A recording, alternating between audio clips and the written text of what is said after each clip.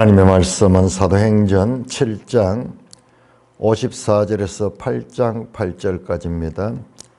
사도행전 7장 54절 그들이 이 말을 듣고 마음에 찔려 그를 향하여 이를 갈거늘 스데반이 성령 충만하여 하늘을 우러러 주목하여 하늘의 영광과 및 예수께서 하나님 우편에 서신 것을 보고 말하되 보라 하늘이 열리고 인자가 하나님 우편에 서신 것을 보노라 한데 그들이 큰 소리를 지르며 비를 맞고 일제히 그에게 달려들어 성 밖으로 내치고 돌로 칠세 정인들이 옷을 벗어 사울이라 하는 청년의 발 앞에 두니라. 그들이 돌로 스데반을 치니 스데반이 부르짖어 이르되 주 예수여 내 영혼을 받으소서 하고 무릎을 꿇고 크게 불러 이르되 주여 이 죄를 그들에게 돌리지 마옵소서. 이 말을 하고 자니라. 사울은 그가 죽임당함을 마땅히 여기더라. 그날에 예루살렘에 있는 교회에 큰 박해가 있어 사도 외에는 다 유대와 사마리아 모든 땅으로 흩어지니라. 경건한 사람들이 스데반을 장사하고 위하여 크게 울더라. 사울이 교회를 잔멸할새 각 집에 들어가 남녀를 끌어다가 옥에 넘기니라. 그 흩어진 사람들이 두루 다니며 복음의 말씀을 전할세 빌립이 사마리아 성에 내려가 그리스도를 백성에게 전파하니 무리가 빌립의 말도 듣고 행하는 표적도 보고 한 마음으로 그가 하는 말을 따르더라. 많은 사람에게 붙었던 더러운 귀신들이 크게 소리를 지르며 나가고 또 많은 중풍병자와 못 걷는 사람이 나으니 그 성에 큰 기쁨이 있더라. 하나님 아버지 은혜를 감사합니다. 오늘 이 말씀을 바르게 깨닫고 바르게 전하게 하여 주옵소서. 예수님 이름으로 감사하며 기도드리옵나이다. 아멘. 자, 성경의 이 스토리를 아는 것은 기본적으로 중요합니다. 그러나 그 스토리에만 머물러 있으면 성경이 우리에게 말씀하고자 하는 제대로 참 뜻을 알 수가 없어요. 자, 오늘 이 사도행전에 나오는 이 내용들은 한번 생각해 보세요. 이게 신약 성경의 유일한 역사서입니다. 자, 구약 성경의 역사서가 뭡니까? 창세기, 출애굽기, 신명기는 아니고 민수기, 여호수아, 그 다음에 사사기, 사무엘 상하, 열왕기 상하가 이게 역사서예요. 무슨 이야기냐? 그러면은 아브라함으로부터 시작해서 이 이스라엘 백성의 역사가 어떻게 시작됐는가? 이스라엘 역사의 출발은 어딘가? 아브라함이고, 그리고 그 이스라엘이 어떻게 나라로 형성되었으며 그 이스라엘이 어떻게 망했는가? 그 이야기가 구약성경 이야기입니다. 그건 긴 역사 이야기죠. 긴 역사 이야기죠. 자, 우리 신약 성경의 역사 이야기는 이 복음서도 일종의 역사서가 될 수 있어요. 복음서가. 그러나 복음서의 역사는 예수님의 출생과 예수님의 죽으심, 거기에 초점을 맞춰 있죠. 요한복음도 그 한계 속에 들어있죠.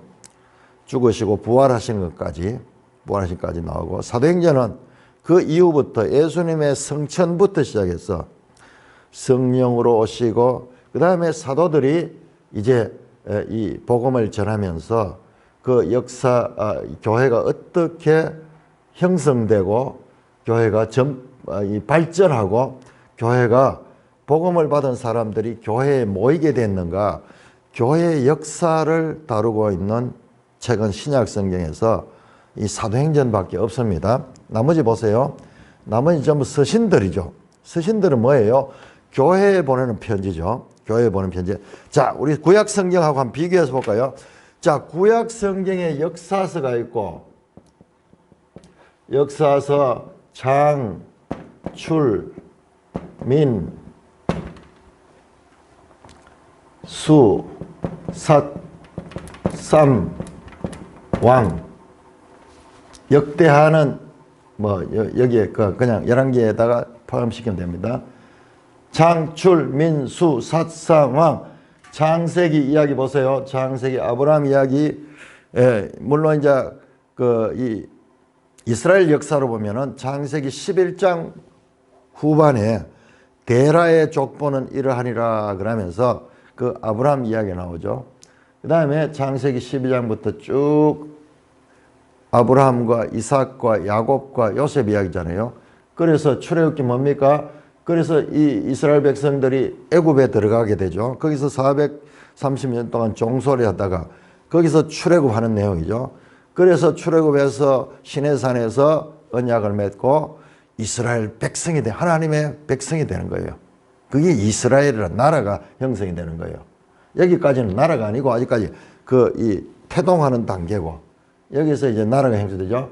그 나라 백성들이 하나님과 언약을 맺고 거기서 이제 출발해서 가나안 땅으로 가는데 여기에서 바로 들어가지 못하고 불순종으로 인해서 40년 동안 광야 생활하는 역사 이야기가 민수기요.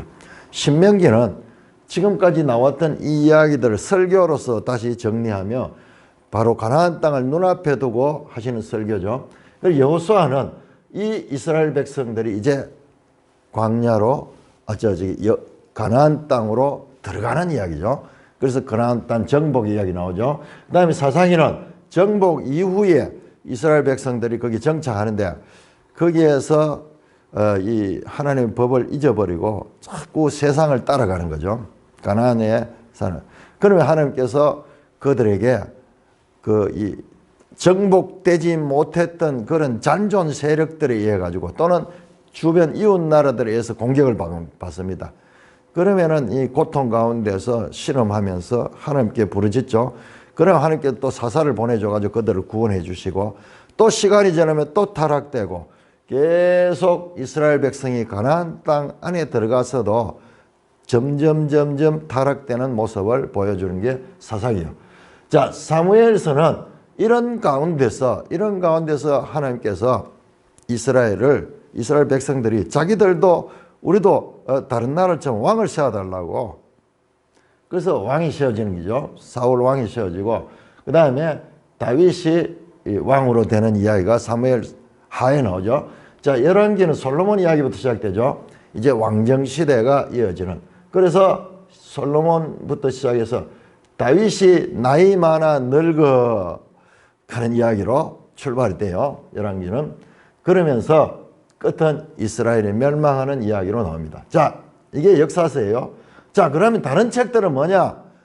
욥시, 잠언, 그 다음에 나오는 이사야, 에레미야, 에스겔, 다니엘, 그 다음에 12소 선지서.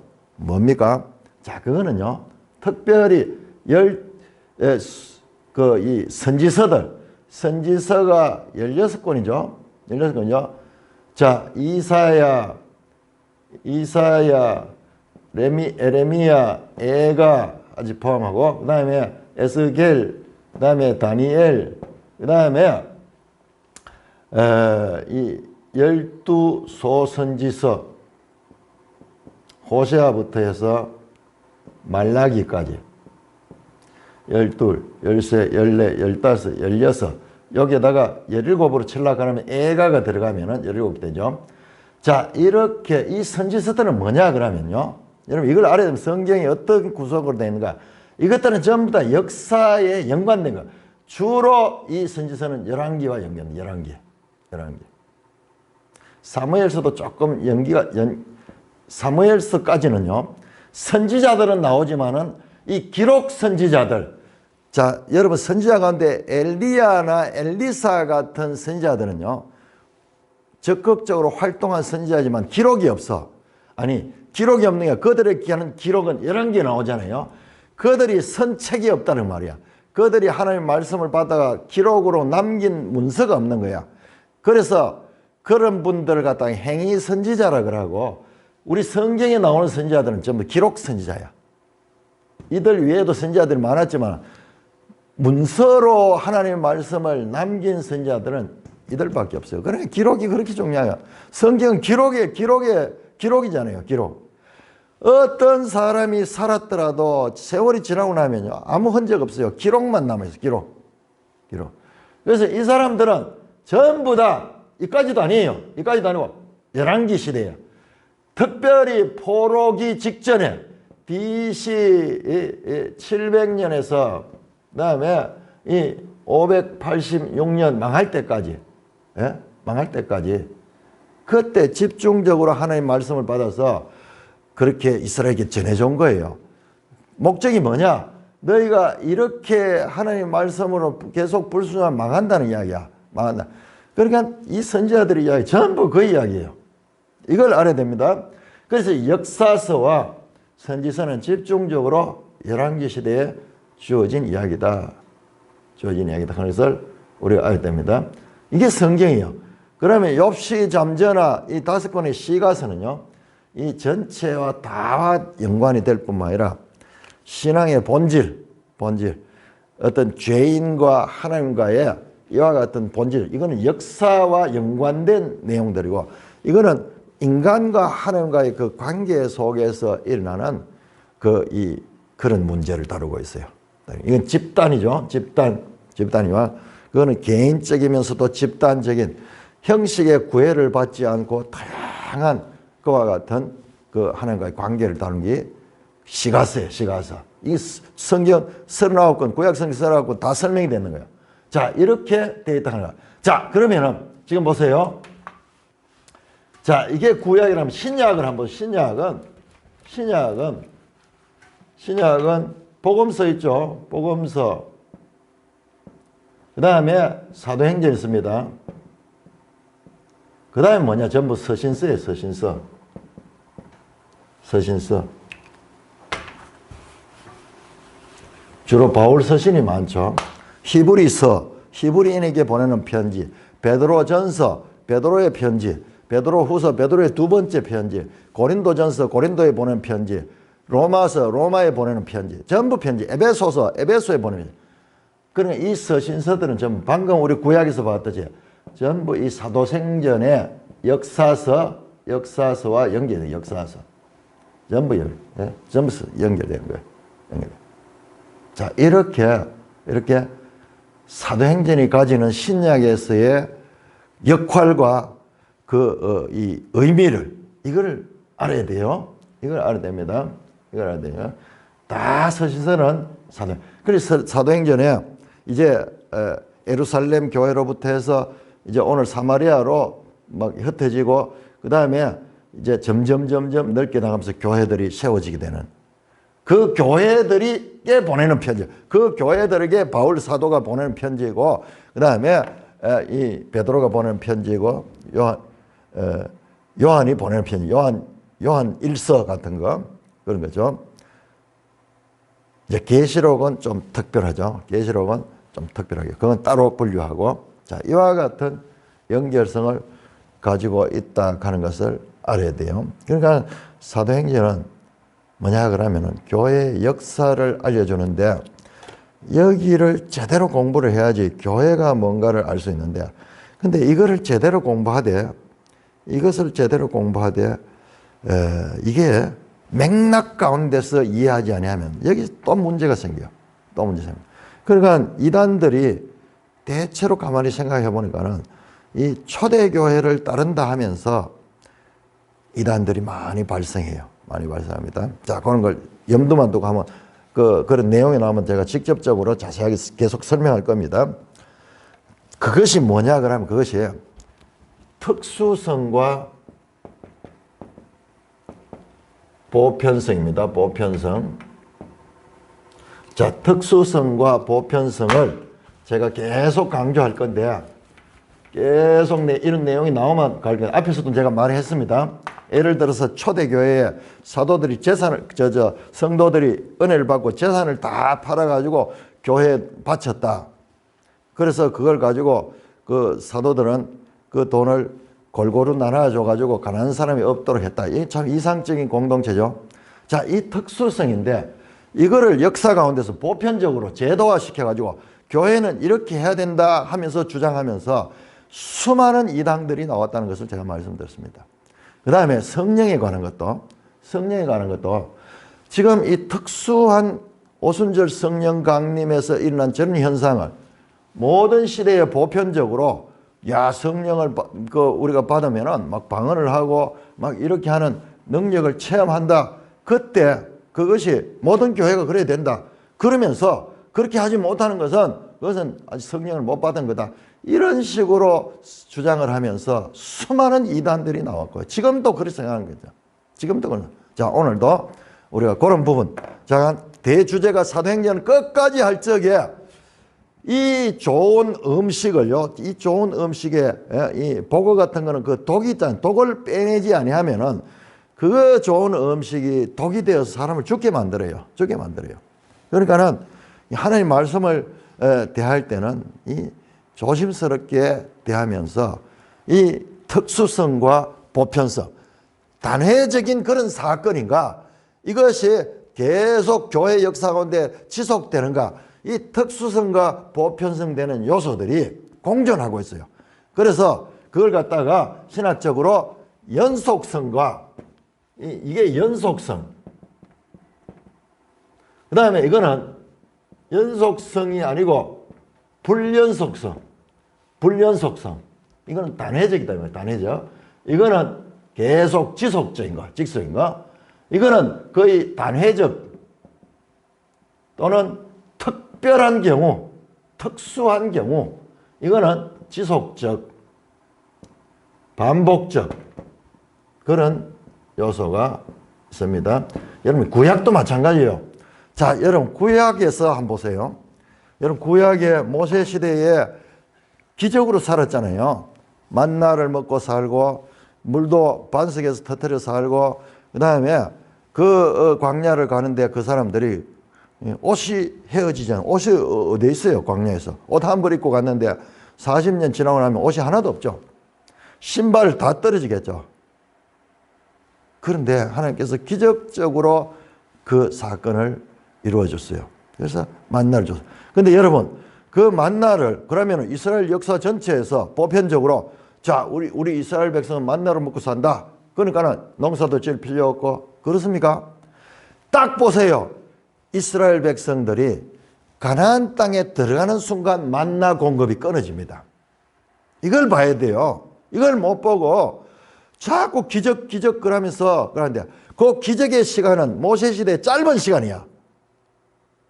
수백 년 이스라엘 역사 가운데서 아주 짧은 특별한 그 사건을 가지고 성경에 나오니까는 그게 어떤 맥락인가를 보지 못하고 계속 적용을 시켜요. 성경의 가르침이 아니에요. 성경은 딱 정확히 나와요.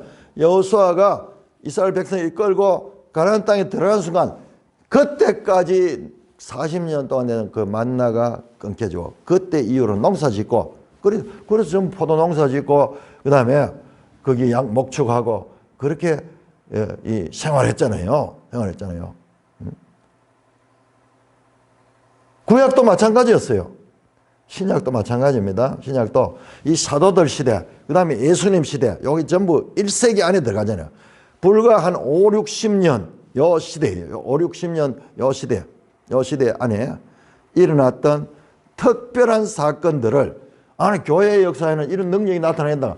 계속 적용시키는, 거기 모든 이단들이 그렇게 나오는 거예요. 그렇게 나오니까는 그 부분도 구별해야 된다. 자, 이 좋은 이 교회 역사에 가는 것도 연속성과 불연속성, 특수성과 보편성, 자, 그런 것들을 분별하면서 봐야 됩니다. 자, 계속해서 어떠면 스데반이 이제 설교를 마치니까는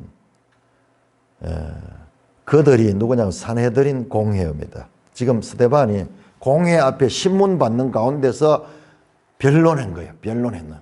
예? 다시 한번 볼까요? 자, 6장으로 들어갑니다. 6장. 자, 이런 부분들을 우리가 맥락을 잘 봐야 됩니다. 12절 보세요. 백성과 장로와 서기관들을 충종시켜가지고 잡아가지고 공회에 이르러 거짓 증인들을 세우면서 막 고소를 하는 거죠. 그러자 공회에 앉은 사람들이 15절에 보는 앞에서 스데반이 이 말을 듣고 그러니까 공회에서 묻잖아요. 자, 이 고소자들이 한 말이 사실이냐? 네가 정말 그랬느냐? 그렇게 7장 1절은 시작이 됩니다. 7장 1절. 이것이 사실이냐? 대제사장이 공회에서 대표로 이 사람들이 고소하는데 이게 사실이냐? 거기에 대한 자기 변명이 바로 스데반의 설교였습니다. 길게 나오죠. 자, 다시 이제 그 스데반의 변론이 끝이 났습니다. 끝이 나니까 그들이 이 말을 듣고 스데반의 2절에서 53절까지 스데반의 설교의 말을 듣고 마음이 찔렸다. 이야, 참 놀라우면 여러분 이게 똑같은 표현이 2장 37절에 베드로가 설교를 끝나니까는 그 베드로의 설교를 듣고 그 모인 무리가 마음이 찔려가지고 형제들아 우리가 어찌할꼬 우리가 알지 못하고 이런 죄를 범했구나 우리가 어찌할꼬 그러니까는 예수 그리스도를 회개하고 예수 그리스도를 믿고 세례를 받아라. 그렇게 그래서 그들이 세례를 받고 그날에 3,000명이나 이 믿음을 가진 사람들이 생겨났다는 기적이 나오죠. 자, 여기서도 이 스데반의 설교를 듣고 과연 그런 반응이 나올까요? 자, 여기까지는 가세요. 마음이 찔림까지는 똑같아요. 자, 그런데 반응은 반대예요. 반응은 그를 향하여 이를 갈았다. 분노의 표시죠. 이를 빠드득 깔고 우리도 이런 표현을 쓰잖아요. 그런데 똑같네요. 이를 갈았다. 스데반이 성령이 충만하여 하늘을 우러러 주목하여 하나님의 영광과 및 예수께서 하나님 우편에 서신 것을 보았다. 스데반 기사는 처음부터 성령 충만한 사람으로 나옵니다. 성령이 충만해서 그 가운데 성령이 스데반을 통해서 활동하는 거예요. 스데반이 앞에서 설교했는 것도 성령이 스데반의 입을 통하여 주장해서 하신 말씀. 근데 정말 진리잖아요. 구약 성경을 바르게 해석해가지고 그 핵심 성전 사상에 대해서도 제대로 가르쳤잖아요. 그 핵심을 말씀했잖아요. 그게 성령에 충만하고 스데반 또한 지혜와 능력이 충만하다 그랬어요. 성령 충만하니까 지혜가 따라오는 거예요. 그러면서 그 공회 앞에서 하늘을 우러러 주목하여 보니까는 스데반의 눈에 하나님의 영광과 및 예수께서 하늘 우편에 서서 계신 것을 보았다. 스데반의 눈에 영적인 영안이 열려서 하나님의 영광이 보이고 예수님께서 보좌 우편에서 앉아 있지 않고 서서 계셨다. 지금까지 많은 해석들은요, 이 예수님께서도 이 스데반의 죽음을 그 믿음을 보고 감격하시면서 자리에서 일어서서 스데반에게 그 하나님의 영광을 비추면서 스데반을 옹호했다. 그런 식으로 많이 해석이 맞습니다. 그런데 이번에 매일성경에서는 거기서 한 걸음 더 나가서 예수님께서 우편에 섰다. 매일성경 주석을 보세요. 매일성경 주석 56절에 대한 주석에 보면은 일반적으로 하나님의 보좌 우편에 앉아 계신 예수님이 유일하게 오늘 본문에서는 서서 계신 것은 이례적이다. 이것은 법정에서 변호인 역할을 하고 계심을 의미한다. 상당히 지금까지 나오는 해석들보다도 진일보한 해석이에요. 왜냐 그러면 예수님은 우리 사람들의 죄를 지금도 중보하면서 죄 사하시는 역할을 하시고 계시고 보좌 우편에서 그 역할이에요. 그 역할. 지금도 중보의 역할. 마치 모세가 이스라엘 백성들이 시내산 앞에서 우상을 숭배하고 그 우상을 만들어서 숭배했던 그 순간에 모세가 중보하면서 그랬을 때 하나님의 용서함을 입었듯이 모세는 예수님의 그림자예요. 예수님은 지금도 보좌 우편에서 이들은 내 자녀입니다. 이들은 하나님 앞에 내 자녀입니다. 그러면 하나님께서 인정해 주면은 그것이 바로 그 이 죄사함을 받게 되는 거죠. 그래서 변호인의 역할을 하고 있다. 이들을 변호해 주고 지금도 그렇게 하는 중보하신다. 보좌 우편에서 뭐 하시는가? 그냥 앉아서 가만히 계시는 게 아니라 지금도 중보의 일을 사역한다는 것이 히브리서도 나옵니다. 계속 중보의 일을 하시면서 이 땅에서는 성령이 역사하지만 보좌 우편에는 그 성자가 성부께 중보하면서 구원의 사역이 삼위일체적으로 지금도 진행되고 있다는 것입니다. 자, 그러면서 스데반이 말합니다. 보라, 하늘이 열리고 인자가 하나님 우편에 서신 것을 보노라. 자기 받는 그대로 인자가 하나님 우편에 서 있다. 하늘이 열렸다. 자, 우리 성경에서 이 하늘이 열리는 거 지금 여러 군데 나옵니다. 이게 아주 중요한 장면이에요. 이 이사야 61장이 뭐냐? 하늘을 가르고 임하시는 거룩한 전사이신 하나님. 하늘을 가르고 나. 뿐만 아니라 예수님께서 세례를 받을 때 하늘이 열리고 성령이 비둘기 같이 그 가운데 임했습니다. 뿐만 아니라 예수님께서 십자가 돌아가실 적에 그 마태복음에 보니까는 성소 휘장이 쫙 위로부터 아래로 열렸어요. 잘라졌어. 똑같은 원어예요. 갈라졌어.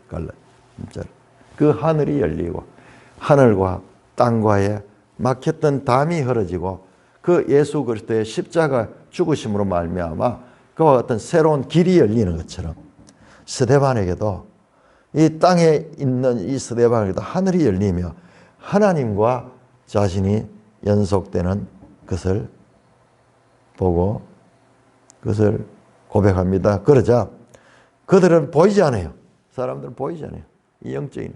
그러니까는 큰 소리를 지르며 스데반의 말하는 걸 길을 막았다. 길을 틀어막았다. 자, 하는 행동을 보세요. 큰 소리를 지르고 이 소리 지른 게 어떤 의미냐 그러면요. 제가 어제 서울 갔다 오면서 이 성혜하고 대화를 막 하니까는 하영이가 갑자기 막 과음을 깍 찔러. 와. 소리, 서로 대화 못 하도록. 질 빼놓고 하니까는. 그러니까는 이 스데반의 소리를 가로막는 짓이야. 그 다음에 뿐만 아니라 귀를 막고 일제히 그에게 달려들어 성 밖으로 내치고 돌로 쳤다. 연속적으로 큰 소리를 지르며 귀를 막고 일제히 그에게 달려들어 성 밖으로 내치고 돌로 쳐서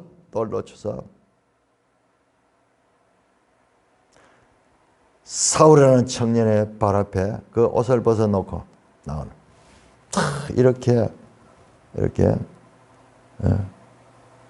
성 밖으로 내칩니다. 자, 이것도 예수님의 데자뷰예요. 예수님이 성문 밖으로 쫓겨나가잖아요. 성 밖으로 내치고 돌로 치고 증인들이 옷을 벗어 사울이라는 청년의 발 앞에 이게 뭐냐 그러면 이게 정인이 되는 거예요. 정인. 자, 우리 사도행전 22장 사도 바울이 이 사건을 언급하는 내용이 나옵니다. 자, 22장 20절. 사도행전 22장 20절. 나중에 사도 바울이 회심한 후에 이때 사건을 회고하는 내용이 나오는데 사도행전 22장 20절에 19절부터 보면 내가 말하기를 주님 내가 주를 믿는 사람들을 가두고 또 각 회당에서 때리고 또 주의 증인 스데반의 피를 흘릴 때 내가 그 곁에 서서 찬성하고 그 죽이는 사람들의 옷을 지킨 줄도 옷을 지켰다. 이 뭐냐? 정인이 돼. 정인이. 정인이 돼.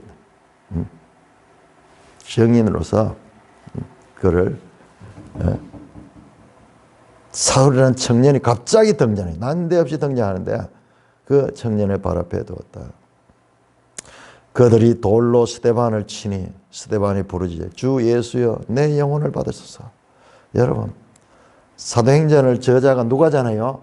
그러면 사도행전 1편이 누가복음이잖아요. 누가복음의 23장 46절에 예수님께서 돌아가시면서 아버지 내 영혼을 아버지 손에 부탁하나이다. 데자뷰 똑같아요. 이번에는 스데반은 예수여 내 영혼을 받아주소서. 예수님은 아버지에게 내 영혼을 받아달라고 말씀했고 스데반은 예수님에게 예수여 주 예수여 내 영혼을 받아주십시오서. 무릎을 꿇고 크게 불러 이르되 주여 이 죄를 그들에게 돌리지 마소서. 이것도 마찬가지예요. 누가복음 23장 34절에 아버지여 이 죄를 이들에게 돌리지 마소서. 왜? 그들이 알지 못하고 행했기 때문입니다. 지금요 지금 누가복음과 사도행전을 연결해서 보면요 지금 계속 우리가 확인했잖아요. 성전 안에서 사도들이 일했던가, 그 다음에 베드로와 요한의 이야기, 자, 이런 것들이 쭉 보면은 예수님과 사도들이 또는 이 스데반 초대교회 지도자들이 데자뷰를 예수님의 행위를 똑 따라하는 그런 것들을 볼 수 있습니다. 예수님의 연속성, 사역에 있어가지고 연속성을 예수님하고 우리가 이 본질적인 면에서는 완전히 다르죠. 예수님은 하나님이시고 창조주시고 우리는 피조물이고 인간들이죠. 우리는 죄인들이죠.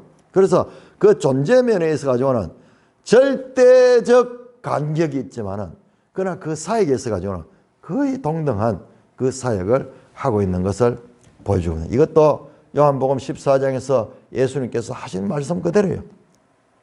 나를 믿는 자들이 내가 하는 일을 할 것이요 내보다 더 큰 일을 할 것이다 해나 요한복음 14장 12절 말씀 지금 그거를 지금 그대로 지금 보여주고 있는 거예요. 성경이 증명해 주고 있는 거예요.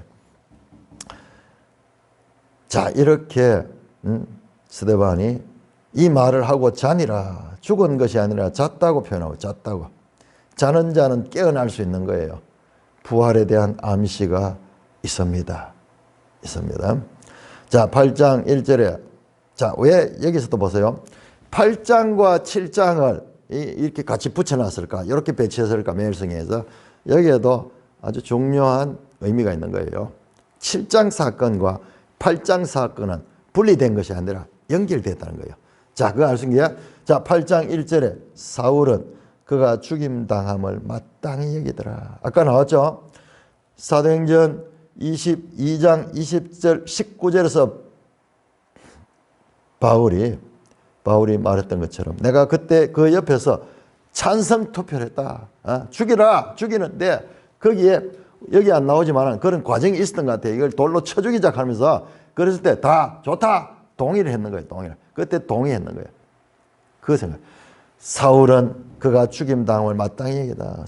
사울의 저 스데반의 죽임을 이거는 정당한 거다. 그렇게 생각합니다. 이 사울이 바로 나중에 사도 바울이죠. 사도 바울이 되는 거죠. 그런데 아직까지 사울은 택함을 받은 준비된 그릇이지만 아직까지는 이때까지는 육신적 바리새인의 상태로 지금 머물러 있는 상태입니다. 그런 바리새인들의 관점에서 보니까는 저놈은 이 죽어서 마땅하다 그렇게 판단했다는 거예요. 자, 그날에 예루살렘에 있는 교회의 큰 바퀴 그날이 언제냐? 스데반이 죽는 그날부터 본격적으로 사내들인 공회가 이제 예수 믿는 놈들을 처단하라 그런 이제 공포를 합니다. 그래서 그날에 예루살렘에 있는 교회에 큰 박해가 있었다. 스데반만 죽었을 뿐만 아니라 많은 사람들이 지금 잡히고 지금 위협을 당하고 있습니다. 그래서 사도들 외에는 다 유대와 사마리아 모든 땅으로. 자, 여기에 보세요. 여기에 어디로? 유대와 사마리아로 흩어졌다. 되게 중요한 표현입니다. 자, 왜냐 그러면은 사도행전 1장 8절에 성령이 임하면은, 성령이 권능을 받고, 권능, 능력입니다. 역시 권능을 받고, 권능은 예루살렘에서 그 다음에 온 유대와 사마리아와 땅 끝까지 이르는 내 정인이 되라는데, 지금 사도행전 전체가 그 이야기야. 정인, 예수의 정인으로서의 삶에 대한 거죠. 그래서 지금까지 지금 일어났던 일은 예루살렘에서 일어난 일입니다. 예루살렘 일이고, 자, 이 스데반 사건 이후로부터 유대와 사마리아로 이제 흩어지잖아요. 자, 박해를 받아서 흩어지잖아요. 흩어져서 그들이 가는 곳이 유대와 사마리아인데, 동시에 쫓겨나가는 것이면 동시에 그 속에서 하나님의 뜻을 이루는 거예요. 하나님의 이 교회가 확장되는 그 일을 이루고 있는 거예요. 우리 인간의 눈으로 봐서는 박해 때문에 쫓겨난 거지만, 하나님은 그 쫓겨나가는 그 상황을 통해서 교회를 예루살렘에만 머물러 있지 않고 이제 그 유대로 그리고 사마리아로 그렇게 이 교회에 씨를 심는 것 같이 그런 역할을 하게 됩니다. 그러나 아직 본문에는 그런 내용이 안 나오죠. 모든 땅으로 흩어졌다. 자, 유대와 사마리아 모든 땅. 자, 여기에 철저하게 1장 8절에 여기에 연관이 되어 있습니다. 사도행전이 다 그렇게 되어 있어요. 그러니까는 우리가 봤을 때는 그냥 이 이야기 저 이야기 뒤죽박죽인 거죠. 그게 아니고요. 정교한 그와 같은 질서를 가지고 사도행전이 이어졌다 하는 것을 알아야 됩니다. 계속 그 본문이 나올 때마다 지적해 줄 거예요. 꾸준하게 공부를 해야 됩니다. 그냥 하나 듣고 어디 은혜 되는 거 그런 거 없나 이래가지고 그건 성경이 아니에요. 그건 내가 보고 싶은 건 보는 거예요. 하나님의 말씀을 듣기 위해서 우리를 낮추고 일관되게 꾸준하게 시간을 구별하고 시간을 할애해서 들어야지 하나님 뜻을 알지. 그냥 하나님 뜻을 어떤 누가 연설하듯이 그런 식으로 소홀하게 듣는 자는요, 평생 교회 다녀도 하나님의 뜻을 알지 못하는 거예요. 그래서 교회 안에 이렇게 하나님 뜻을 모르는 자들이 넘쳐나고 있는 거예요. 우리가 최소한 인간적으로 하나님 말씀을 대하는 자세가 어때야 되는 거예요? 어떻게 돼요? 세상에도 좀 어려운 책들을 보려고 하면 우리가 시간을 구별해가지고 집중해서 볼 수 있는데, 이 위대한 영원한 생명의 하나님의 말씀을 대하는데 설렁설렁 그런 자세로는 평생 성경을 못 깨달아요. 못 깨달습니다. 자, 그래서 흩어졌습니다. 경건한 사람들이 스데반을 장사하고 위하여 크게 울더라. 자, 다시 사울 이야기를 하면 사울이 교회를 잔멸할 때 각 집에 들어가 남녀를 끌다 오기나. 스데반은 장사되고 사울은 이제 본격적으로 앞장서서 교회를 박해하는 일에 앞장서는 장면. 자, 여기 보세요. 자세히 보세요. 7장 마지막에 58절에 사울이라는 청년이 난데없이 등장했습니다. 그 다음에 8장 1절에 또 이 스데반이 그 7장 마지막에 스데반이 죽으니까는 스데반이 자니까는 그 다음에 8장 1절에 사울이 등장해요. 다시 스데반이 장사되고 난 다음에 스데반 사울 여기에 절묘한 이 누가의 문학적인 상징적 의미가 여기 있는 거예요. 스데반과 사울을 연결시키고 있는 거예요. 그러나 여기서 봐서는 이상하다 싶을 정도만 느끼지, 이게 구체적으로 어떤 게 뒤에 가서 나와요. 뒤에 가서 나옵니다. 이걸 복선이에요. 복선. 지금 영화라든지 소설이라든지 이런 걸 쓰는데 이 복선을 깔거든요. 복선을 깔아놔요. 그래야지 나중에 이제 그 내용들이 전개되면서 처음에 이해 못했던 것이 나중에 풀어지는 거예요. 그러면서 하나의 문학적인 감동을 일으키는데, 그런 것들이 소설에서 나온 게 아니고 모든 게 성경에서 나와. 성경에서 나온 것을 그들이 문학적으로 차용한 거지. 거꾸로 역사를 보면 홍수 이야기가 세계 도처에 나와. 도처에 나오니까 성경에 나오는 노아 홍수 이야기도 저런 여러 나라의 신화를 갖다가 그렇게 끌어들이는 거야. 그렇게 생각해. 반대예요. 성경에 있는 이와 같은 역사적 사실이 바벨탑으로 흩어지면서 그 사람들의 이 기억 속에 남아있다가 그들이 죽고 나니까 그 이야기를 통해서 그 후손들에게 전해져서 온 세상에 흩어져 있는 거예요. 믿음이 없는 사람은 모든 걸 그렇게 보는 거예요. 여러분, 문서 가운데 성경관치 고문서가 어디 있어요? 그렇게 오래된 문서가 어디 있어요? 그리고 일관된 문서가 어디 있어요? 이 성경의 창세기에 나오는 그 모든 기사들은 요한계시록까지 수미상관을 이루며 연결되는데 세상에 그런 문서가 어디 있습니까? 그런 문서가 어디 있어요? 아무 데도 없습니다. 믿음이 없으니까는 그런 식으로 보는 거예요. 모든 건 성경에 나온 거예요. 그러니까는 문학, 예술, 무슨 과학, 모든 분야, 정치, 경제, 모든 분야가 성경에서 다 나옵니다. 성경에 다 나와요. 거꾸로 생각해요. 요셉의 경제 정책, 애굽에서 가서 했던 그런 것들이 아주 놀라운 거잖아요. 하나님의 지혜로 행했는 거잖아요. 사도들이 정치적으로 그 집사를 뽑는데 사도를 지명하지 않고 이 투표를 해가지고 우리 거기에도 사도행전 2장에 11사도 가운데 한 사람 마띠아를 뽑을 때도 제비 뽑게 해가지고 그렇게 뽑잖아요. 추천을 하고 그렇듯이 민주적 그런 제도다. 이게 나중에 민주주의의 정치를 형성하는데 종교개혁자들의 성경적 가치가 많이 반영되어서 나옵니다. 그 종교개혁 이후에 종교개혁은 종교 이야기 같지만은 온 세상을 변화시키는 그런 것입니다. 자, 이러면서 이 복선으로 사울과 스데반, 어거스틴은요 이렇게 말합니다. 스데반의 기도가 아니었더라면 교회가 바울을 소유하지 못했을 것이다. 스데반은 바울의 멘토요. 바울의 일생 영향을 준.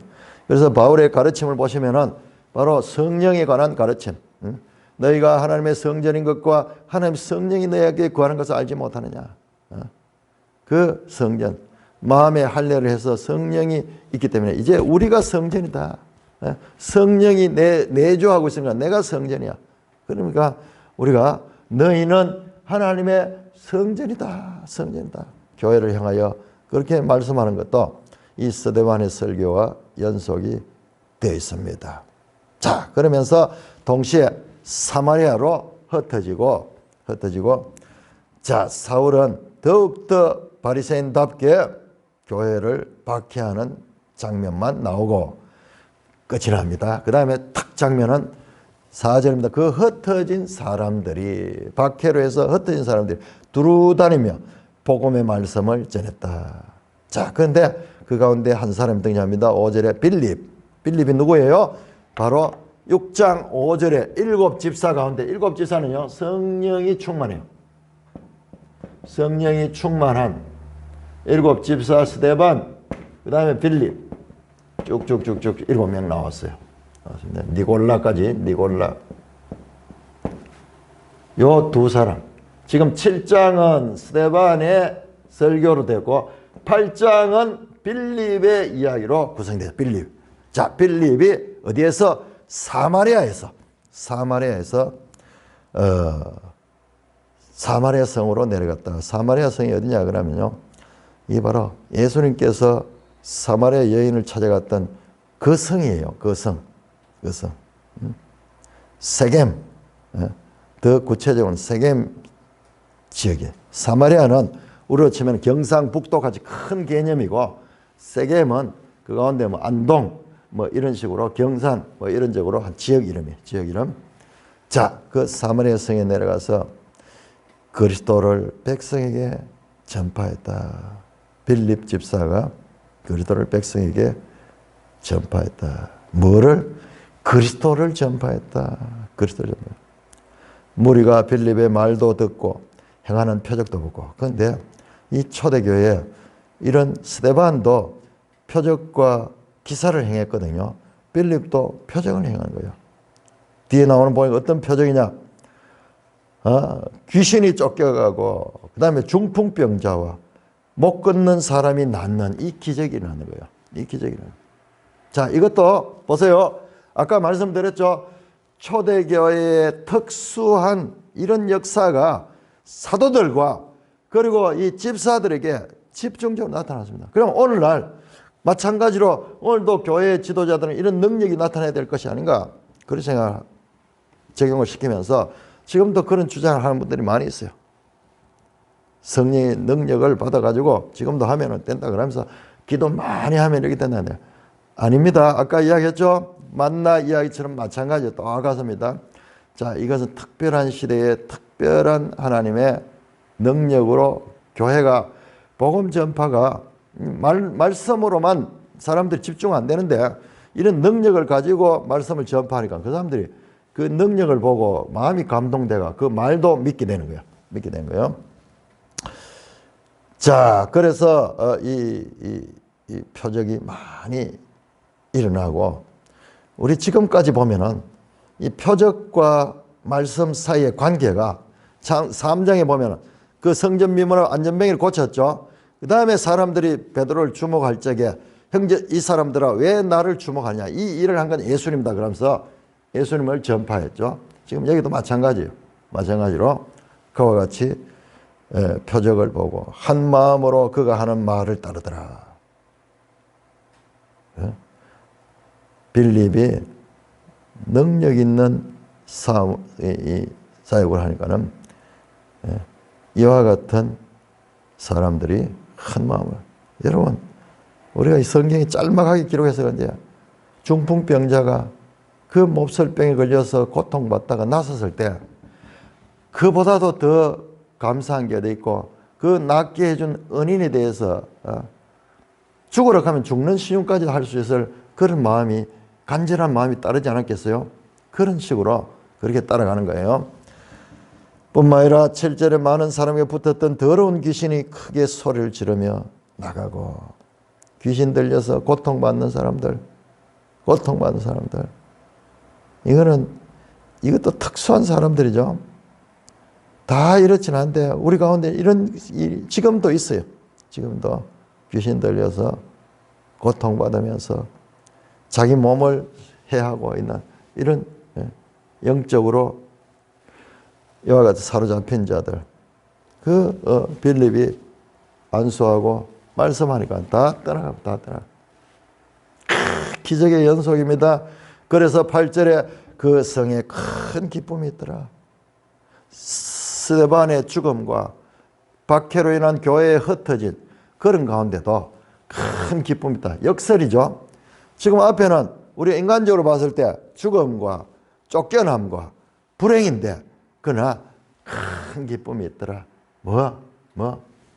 하나님의 복음 사역은, 스데반의 죽음은 복음 사역을 움츠러든 게 아니라 더욱더 복음 사역을 적극적으로 능동적으로 행할 수 있는 그런 결과를 낳았다는 것입니다. 2세기에 그 터툴리안이라는 그런 교부가 있었어요. 터툴리안. 그가 이렇게 말했습니다. 순교의 피가 뿌려진 곳에 복음의 열매가 주렁주렁 있는 거예요. 마치 씨 하나를 심었는데 거기에 60배, 100배 열매가 열리듯이 순교의 피가 흘린 곳에는 복음의 열매가 열린다. 그 말씀처럼. 그게 초대교회에 경험하면서 나온 그런 이 교회의 격언입니다. 격언. 지금 마찬가지로 이 사마리아 성에 큰 기쁨이 있었다. 여러분 이게 뭐 같아요? 요한복음 4장에 우물가에 사마리아 여인을 만나가지고 예수님께서 그에게 이 하나님 말씀을 전했죠. 그리고 그 여인이 돌아가서 어떻게 합니까? 동네에 가서 사람들에게 예수님을 소개하는 거예요. 그러니까 그 동네 사람들이 나와가지고 막 예수님 일행을 맞대. 거기에서 예수님이 며칠 머물면서 복음을 전하잖아요. 그래서 그 성에 큰 기쁨이 있어. 그 성에 큰 기쁨. 지금 마찬가지로 지금 여러분 이 사도행전과 이 복음서의 예수님과의 데자뷰를 우리가 계속 봐야 돼요. 예수님의 사역의 연속을 볼 수가 있습니다. 왜 사마리아냐? 여러분 사마리아는 열왕기하 17장을 보면 사마리아가 이 사마리아 성을 이스라엘 백성들이 끄려하는 그런 흑역사가 나옵니다. 이게 과거에 북이스라엘의 수도였는데 그 수도가 망하게 되면서 나중에 거기에다 온갖 이방 사람들이 거기 다 왔고 온 종교를 다 가져왔어요. 다 가져와서 그래서 사마리아는 우상 숭배와 인종 혼합, 종교 혼합. 그래서 본토인은 없고 전부 외국인들이 사는 그 유대 땅 안에 있으면서도 버려진 땅이야. 유대인들이 접근하지 않는 버려진 땅. 그 비참한 역사 가운데 예수님이 찾아갔듯이 빌립이 제일 먼저 사마리아에 가서 그 복음을 전해서 거기에도 하나님의 능력이 나타나고 말씀에 순종하는 사람들이 등장하는 이와 같은 내용을 우리가 볼 수가 있는 것입니다. 찬송가 210장입니다.